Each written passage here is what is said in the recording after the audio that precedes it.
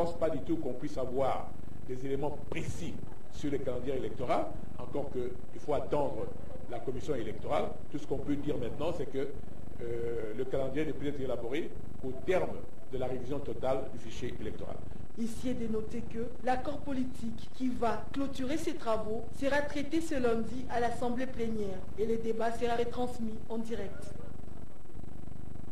Autre sujet traité au cours de l'Assemblée plénière du dialogue national, c'est la question de la double nationalité. Il n'est pas permis aux Congolais d'avoir une double nationalité car la nationalité congolaise est une et exclusive. C'était plutôt les explications du rapporteur de la majorité présidentielle, Laché Okitundu, au micro d'Arlene Bondo.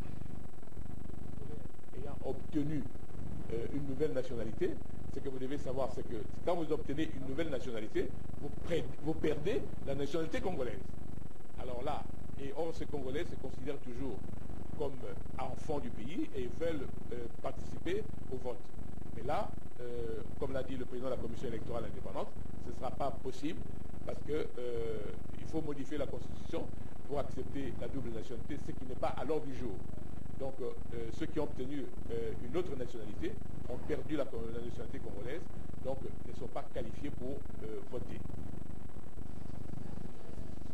Le Premier ministre Matata Ponyo, accompagné du ministre de l'Industrie, de quelques personnalités, ont fait ce dimanche une descente dans le parc agro-industriel de Bukangalonzo. Objectif majeur, s'assurer de la mise en œuvre des différentes étapes du parc agro-industriel de Bukangalonzo. Constat positif, 9 silos sont montés sur le site.